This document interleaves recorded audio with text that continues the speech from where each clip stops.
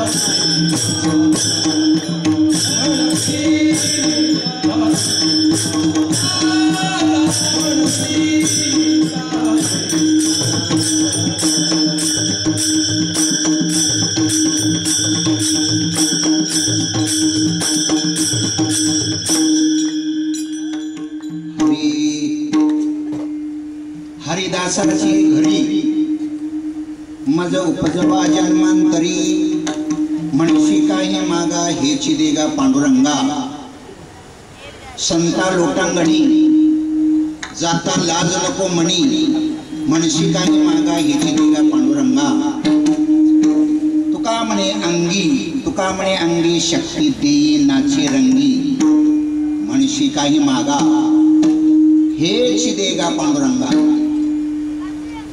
या भागामध्ये हा कीर्तन महोत्सव नवीनच आहे, पहिलंच वर्ष आहे आणि विशेषतः फडकऱ्यांचा हा उत्सव आहे। फडकरी म्हणजे परंपरेनं देवाची संतांची सेवा करणारं घराणं, त्याला फडकरी म्हणतात। आता आमचं वास्कर घराणं आहे, धोंडोपंतदादा, शिरवळकर, देहूकर हे सगळे फडकरी।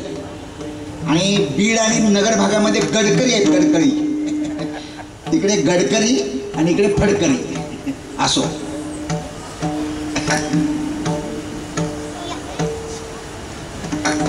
कीर्तन महोत्सव का करायचा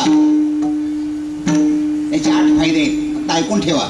नंबर 1, ज्या गावामध्ये ज्या विभागामध्ये हा कीर्तन महोत्सव असतो तिथलं वातावरण मंगलमय राहतं। खाणारे पिणारे लोक विचार करतात सप्ताह चालू आहे, कंट्रोल करूया, पहिला फायदा। दुसरा फायदा, या निमित्तानं मुलांच्यावर मुलींच्यावर संस्कार होतात। तुम्हाला आश्चर्य वाटेल, आपण शहरामध्ये राहतो आहे, मुंबई म्हणजे ही राजधानी आहे महाराष्ट्राची। मुलं आणि मुली बिघडत चाललेले आहेत, कशामुळे? नंबर 1 टीव्ही आणि त्याच्यात फोडणी मोबाईल। इथं जर मुलं आली नक्की त्यांच्यावर संस्कार होतील, हा दुसरा फायदा आहे। नंबर 3, ज्या गोष्टी तुम्हाला कधी ऐकायला मिळाल्या नाहीत ते कीर्तनातून प्रवचनातून ऐकायला मिळतील। सामान्य ज्ञान आणि आध्यात्मिक ज्ञान या दोन्हीचा फायदा होईल। मला सांगा, भारतामध्ये राज्य किती आहेत? कोण मुलगा सांगू शकेल पटकन? भारतामध्ये राज्य आहेत 28 आणि जगामध्ये देश आहेत 280। मुलांनी लक्षात ठेवा, कदाचित इंटरव्ह्यूला प्रश्न येईल। हे नॉलेज, हे ज्ञान सुद्धा मला कीर्तनातून ऐकायला मिळालं। साधे गोष्टी कीर्तनातून ऐकायला मिळतात। एक अशी व्यक्ती आहे जिला कुठेच तिकीट पडत नाही, रिक्षामध्ये नाही, रेल्वेमध्ये नाही, एसटी मध्ये नाही, बोटीमध्ये आणि विमानामध्ये सुद्धा नाही। कोणाची व्यक्ती आहे जिला कुठेच तिकीट पडत नाही? मी सांगतो तुम्हाला, 3 वर्षाखालील मुलगा किंवा मुलगी यांना कुठेच तिकीट नसतं। हे नॉलेज, हे ज्ञान सुद्धा तुम्हाला कीर्तनातून ऐकायला मिळेल, ज्ञान प्राप्त होतं। नंबर 4, जे सप्ताह करता, या कार्यक्रमाकरता मेहनत करतात त्यांना पुण्य प्राप्त होतं। कथा देवाचे ध्यान, कथा साधन मंडन, कथेसे पुण्यानिक नाही सर्वता। नंबर 5, धर्मजागृती होते। नंबर 6, हिंदू संस्कृती जतन होते। नंबर 7, ज्या ठिकाणी देवाची कथा चालते ना, सगळी तीर्थवास करतात। तत्रेव गंगा यमुनाच वेणी, गोदावरी सिंधू सरस्वतीच, सर्वाणी तीर्थानी वसंती नित्यम, यत्र अच्युत उदार कथा प्रसंग। रामाच्या, कृष्णाच्या, विठोबाच्या कथा ज्या ठिकाणी सांगितल्या जातात त्या ठिकाणी सगळी तीर्थवास करतात। हा परिसर 4 दिवस तरी तीर्थरूप आहे। आणि शेवटचा महत्वाचा फायदा, कलाकारांना आपली कला दाखवते, ते वादक गायक, कीर्तनकार बोला आपला अभ्यास मांडते तो समाजाच्या समोर। नाहीतर आम्ही अभ्यास करून मांडणार कोणाच्या समोर? आम्हाला ही संधी आहे आणि श्रोत्यांना फुकट ऐकायला मिळतं। कारण महाराष्ट्रामध्ये कीर्तन प्रवचनाला अजून कुठे तिकीट लागलेलं नाही। तमाशाला तिकीट आहे, नाटकाला तिकीट आहे, पिक्चरला तिकीट आहे, पण प्रवचन कीर्तनला तिकीट नाही। तुकोबरांच्या शब्दामध्ये नाटक तमाशा पाहणं म्हणजे विकतचं पाप आणि कीर्तन प्रवचन ऐकणं म्हणजे फुकटचं पुण्य। मोल देवणिया साठवावे दोष, नटाचे ते वेश पाहुनिया, हरिदासा मुख्य हरिकथा कीर्तन देते पुण्य विशेषता। कीर्तन प्रवचन ऐकणं हे विशेष पुण्य आहे. त्या सप्ताहाकरता जे लोक मेहनत करतात त्यांना धन्यवाद देतो. आणि मी माझ्या विषयाकडे वळतो. आजचा शेवटचा दिवस आहे, उद्या प्रसादाचा दिवस. आपल्या फळाच्या पद्धतीप्रमाणे शेवटचा अभंग म्हणजे जवळजवळ मागणी किंवा प्रार्थनेचा असावा. पण हा सगळ्यांच्या परिचयाचा मी अभंग निवडलेला आहे. बुवाही परिचयाचा आणि अभंग सुद्धा परिचयाचा असो. त्या तुकाराम महाराज या अभंगामध्ये देवाकडे काही मागतात. म्हणशी काही मागा आणि हेच देगा पांडुरंगा. त्याच्यामध्ये 4 कोट्या पडल्या जातात. पहिला प्रकार असा आहे, सेवाही करत नाहीत आणि मागत सुद्धा नाहीत. पहिला प्रकार. काही माणसं जेवढी सेवा करतात तेवढंच मागतात. जितना काम उतना दाम. जेवढी सेवा तेवढे मागणं. तिसरा प्रकार आहे, सेवा फार कमी पण मागणं फार मोठं. तर सत्यनारायणची पूजा असते ना, ते सत्यनारायणचे पदार्थ वेगळेच असतात. सोपाऱ्या वेगळ्या, खारका वेगळ्या, ते सामान वेगळं बांधूनच ठेवले असतं. दुकानदार विचारतात कशाला पाहिजे, खायला पाहिजे का सत्यनारायणला, हे वेगळं आहे. म्हणजे नासक्या सुपाऱ्या आणि कुचक्या खारका. आणि मागणार काय, अस्माकम सकुटुंबानाम सपरिवाराणाम क्षेम स्थैर्य आयु आरोग्य मने एप्सित सकल कामना सिद्धर्थम. सोडा पाणी. म्हणजे सेवा फार कमी आणि मागणं मात्र मालगाडीसारखं. आणि चौथा प्रकार आहे, सेवा फार पण मागणं मात्र अजिबात नाही. अतिशय सेवा. साधू संतांनी देवाची फार सेवा केली. तुकारामांचं जर आपण चरित्र पाहिलं तर तुकारामांचे 6 अवतार आहेत. 6. पहिला अवतार अंबऋषी, दुसरा प्रल्हाद, तिसरा अंगद, चौथे उद्धव, 5वे नामदेवराय आणि 6वे तुकाराम महाराज. जगद्गुरु तुका अवतार नामयाचा संप्रदाय सगळ्यांचा येथून या. फार सेवा केली, सेवा फार केली पण मागणं मात्र फार कमी. सर्वस्व अर्पण करतात देवाला पण मागणं शक्यतो मागतच नाही. तुका म्हणे जीवा, तुका म्हणे जीव भाव देवा, तुका म्हणे जीवा, तुका म्हणे जीवा,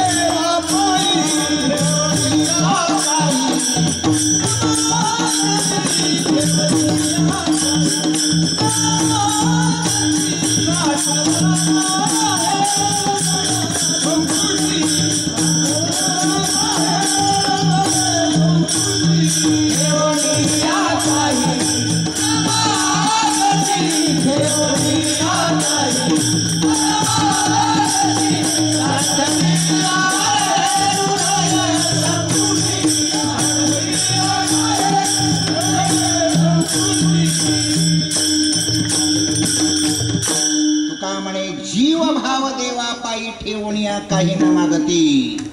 सर्वस्व अर्पण करतात पण मागत मात्र काहीच नाही. काय काय अर्पण करतात? पहिल्यांदा ज्या वस्तू आपल्याला मिळतात त्या सगळ्या देवाला अर्पण करतात. पत्रम पुष्पम फलम तोयम यो मे भक्त्या प्रेष्यति गीता. ज्या गोष्टी मिळतात, ज्या वस्तू मिळतात ना त्या देवाला अर्पण करतात भक्त. नंबर 2, सगळ्या क्रिया देवाला अर्पण करतात. कायेन वाचा मनसेंद्रियर्वा बुद्ध्यात्मना वा प्रकृते स्वभावात करोमि यद्यत् सकलम परस्मै नारायणायेति समर्पयेतत् किंवा समर्पयामी. हे 2 पाठ आहेत. आणि नंतर 3, तुका म्हणे प्राण करा देवाशी अर्पण. सर्वस्व अर्पण करतात आणि मागत काहीच नाही. अशी कथा सांगितली जाते. तुकारामांचे पूर्वज, आपल्या तुकारामांचे वडील बोल्लोबा हे वारीला जायचे, देवाचं दर्शन घ्यायचे, पण देवाच्या तोंडाकडे सुद्धा बघत नव्हते. पायाचं दर्शन घ्यायचे, पुढे जायचे. असं म्हणतात की देव असे खाली मान घालायचे, एवढं ऋण करून ठेवलं होतं सेवेच. एकदा कणकाई म्हणजे तुकारामांची आई बोल्लोबांची पत्नी म्हटली, तुम्ही वारीला जाता, मी पण तुमच्या बरोबर येते. मला वाटतं जोडीने वारी करायला काय हरकत नाही. जोडीला पिक्चरला जायच्या ऐवजी वारीला जोडीने. अर्थात दोघे निघाले, पण बोल्लोबांनी सांगितलं, म्हटले देवाकडे मी काही मागितलं नाही अद्याप, तू सुद्धा काही मागायचं नाही. म्हणजे तुम्ही सांगता मी कसं काय मागणार. पंढरपूरला पोचले, देवाच्या दर्शनाला उभे राहिले. अर्थात बोल्लोबाने देवाचं दर्शन घेतलं, पायावर डोकं ठेवलं आणि पुढे निघून गेले. आणि कणकाने सुद्धा पायावर डोकं ठेवलं. पायावर डोकं ठेवल्याबरोबर देव बोलले, आपला चेहरा पडलेला दिसतोय, आपण नाराज दिसताय. तिने सांगितलं, हो नाराज आहे, अजून कुश पवित्र झालेली नाही. देव बोलले, जा मुलगा होईल. अर्थात शिगरा प्रफुल्लित झाला लगेच. इकडे त्या व्हरांड्यामध्ये गरुड खांबाजवळ बोल्लोबा वाट बघत होती. एवढा कसं काय वेळ लागला तुला? देवाकडे काही मागितलं नाहीस ना? म्हणजे नाही, अजिबात मागितलं नाही, पण देवानेच विचारलं माझा चेहरा बघून, काय शल्य आहे, काय दुःख आहे. आता मी काही मुकी नाही, माझं शल्य, माझं दुःख देवाला सांगितलं, अजून कुश पवित्र झाली नाही. देवाने काय सांगितलं? म्हणजे जा मुलगा होईल. म्हणजे परत जा आणि देवाकडे माग मुलगा.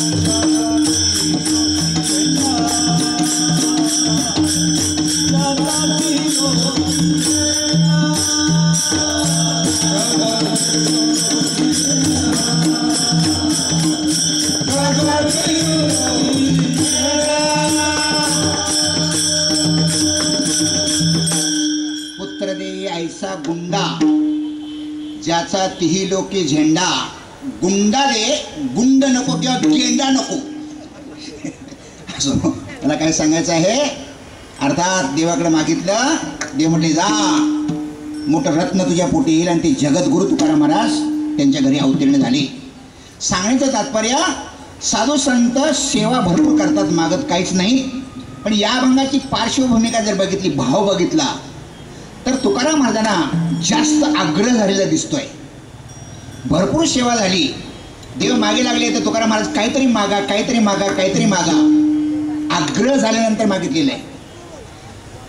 जसा एखादा माणूस म्हणतो 25 रुपये बोनस मिळालेले आहे, बायकोला सांगतो वर्षभर तू माझी सेवा केली आहे, सकाळी पहाटे 4:30ला उठून डबा करून दिलेला आहेस, चहा करून देते, नाश्ता करून देते, माझी भरपूर सेवा घेते, मागण्याचा पहिल्यांदा तुला अधिकार आहे. तेव्हा 25,000 मला बोनस मिळाले, तुला पाहिजे ते माग. ती बायको म्हणते तुमच्या राज्यामध्ये मला काही सुद्धा कमी नाही. तो ब्लॉक माझ्याच नावावर आहे. 2 कपाटं साडीने भरलेली आहेत, 1 पेटी दागिन्याने भरलेली आहे, मोठा कलर टीव्ही घरामध्ये आहे. तुमच्या राज्यामध्ये मला काही सुद्धा कमी नाही. सर्व सुख लिहाले, सर्व अलंकार आनंदी निर्भर डुलतोस. तुमच्या राज्यामध्ये मला काही सुद्धा कमी केलेलं नाही. तुम्ही एवढे उदार आहात की चांगल्या सोसायटीमध्ये माझ्या आईला सुद्धा तुम्ही ब्लॉक घेऊन दिलेलं आहे. असो तेव्हा म्हटले तुझा पहिल्यांदा अधिकार आहे, मी सांगतो ना तू काहीतरी मागच. अर्थात नवऱ्याचा फारच आग्रह झाला, मग ती शेवटी म्हणते आता असं करा, तुम्ही फारच आग्रह धरलेला आहे, मला चांगला मोबाईल घेऊन द्या. म्हणजे काय होईल, मोबाईल घेतल्यानंतर तुम्ही केव्हा येणार हे मला समजलं जाईल. अर्थात जास्तच नवऱ्याचा आग्रह झाल्यानंतर तिने मागितलेला आहे. तसं तुकोबारांनी फार मोठी देवाची सेवा केली. देवाने आग्रह धरला, काहीतरी मागा, काहीतरी मागा, ऋणातून मला मुक्त करा. मग तुकाराम महाराज म्हणतात मनशी काही मागा, मनशी काही मागा,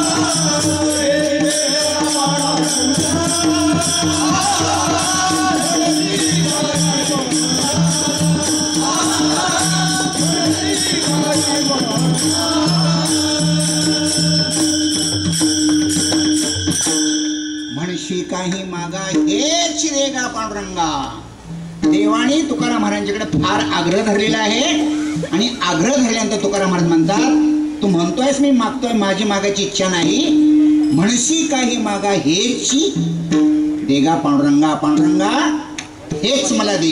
मराठीमध्ये चला फार महत्व लक्षात ठेवा. आपले पूर्वी यशवंतराव चव्हाण महाराष्ट्राचे मुख्यमंत्री होते आणि आचार्य अत्रे पत्रकार होते. त्या आचार्य अत्रेकरांचा स्वभावच होता, हे झालंच पाहिजे, ते झालंच पाहिजे, नेहमीच चला व्हायचे. ते यशवंतराव चव्हाणांनी सांगितलं एकदा, म्हणजे अत्रे साहेब हे च तुम्ही फारच वापरता, हे एकदा बंद करा. ते अत्रेने आग्रह एकच लिहिला, म्हणजे माझं च मी बंद करतो, तुमच्या आडनावाचं पण च तुम्ही काढून टाका.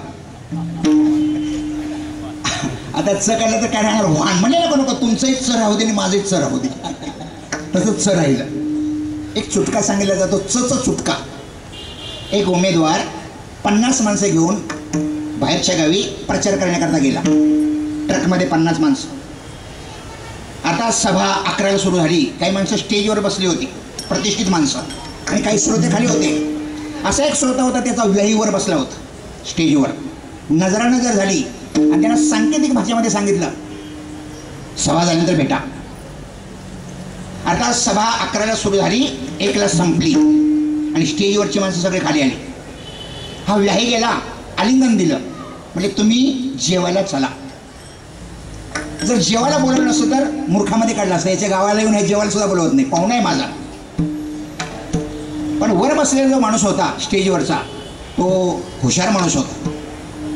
तो म्हटला, तुम्ही हा शब्द आदरार्थी का बहुवचनी? तुम्ही म्हणजे तुम्ही संत माय बाप कृपावंत, हा आदरार्थी शब्द आहे संतांना वापरलेला. आणि तुम्ही म्हणजे माझ्याबरोबर 50 माणसं आहेत, घरी जेवायला घेऊन येऊ का? त्या माणसाने विचार केला, एकदम जर 50 माणसं घरी नेली तर बायको मूर्खामध्ये काढणार. कारण 50 माणसाचं जेवण घरी तयार नसतं, ऑर्डर द्यावी लागते. आणि एक माणूस त्याचं जेवण तयार असतंच. आणि जरी ते तयार नसलं तर पटकन झुणका भाकर बनवता येते. आणि जरी बनवता आली नाही तर केंद्रावरून मागवता येते झुणका भाकर केंद्र. एका माणसाचं काहीच अवघड नाही. त्यानं काय केलं, तुम्हीच या पुढे फक्त च लावला, तुम्हीच या. त्या चनी काय केलं, 49 माणसांना गचंडी देऊन टाकली. बो चुटका तुम्हाला समजलं का? च चुटका म्हणजे फक्त तुम्हीच या, तसं हेच दे, बाकी काही नको. म्हणशी काही मागा हेच देगा पांडुरंगा. तू बाकी काय देशील ते मी स्वीकारणार नाही, मी मागतो तेच द्यायचं. अर्थात या अभंगामध्ये 3 मागण्या मागितल्या आहेत. त्याच्यामध्ये पहिली मागणी आहे, देवा हरिदास जे आहेत त्यांच्या घरी मला जन्म दे. हे पहिलं मागणं पहिल्या चरणामध्ये. हरिदासाची घरी, हरिदासाची घरी, हरिदासाची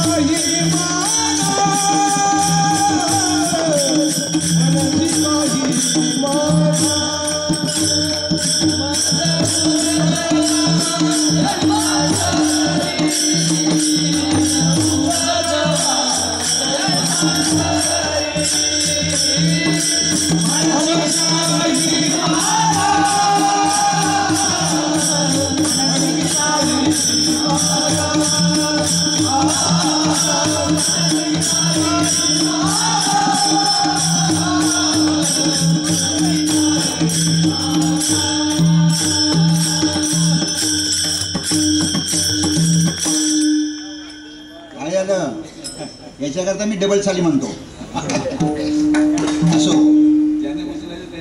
हा उचलायला पाहिजे. असो असो, आता आपली चूक झालेली आहे, पुढच्या वेळी सुधारायची. फडकरीने तरी आपले नियम मोडता कामा नये, बाकीचं चालतंय सगळं. हरिदासाचे घरी माझं उपजवा जन्मांतरी. तुकाराम महाराज देवाकडे सांगतात, मागतात, हरिदासाच्या घरी मला जन्म दे. तुकाराम महाराज हे मागणं थोडं आम्हाला विचित्र वाटतंय.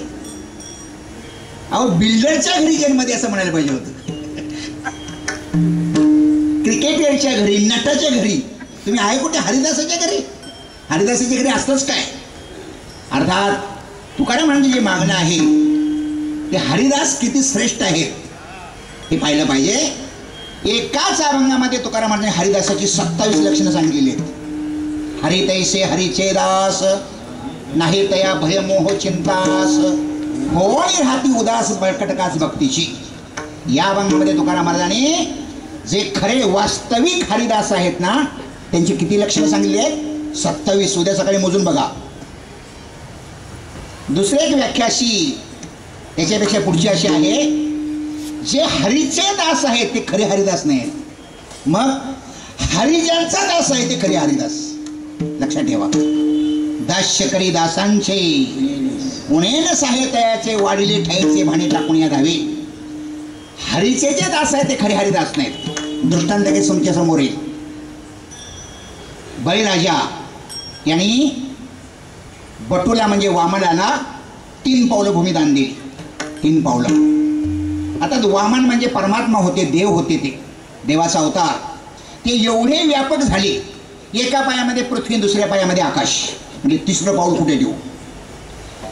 लक्षात ठेवा, आपल्या देहामध्ये, स्वर्गातल्या देवाच्या देहामध्ये आणि देवाच्या देहामध्ये फार मोठा फरक आहे. लक्षात ठेवा, आपला देह पंचभूतांचा आहे. पृथ्वी, आप, तेज, वायू आणि आकाश. स्वर्गातल्या देवांच्यामध्ये 3च तत्व आहेत, तेज, वायू आणि आकाश. पाणी आणि माती तत्व स्वर्गातल्या देवांच्या देहामध्ये नाही. स्वर्गातले देव जर खाली आला तर त्याची सावली पडत नाही, त्याच्या अंगाचा दुर्गंध येत नाही, त्याच्या पापण्या मिटत नाहीत, त्याचे पाय जमल्या टेकत नाहीत. कोणाचे? स्वर्गातल्या देवाचे. किंबहुना आपला 6व्या अध्यायामधला जो योगी आहे ना तो सुद्धा पाण्यावरून चालतो, कारण त्याच्या देहामध्ये सुद्धा 2 तत्व नसतात. ऐके देह होय सोनियाचे, लाघवय वायूचे, आप आणि पृथ्वीचे अंश नाही. जसा आपला थर्माकोल कसा पोहतो तसा थर्माकोल सारखा त्यांचा देह असतो. कोणाचा? स्वर्गातल्या देवांचा.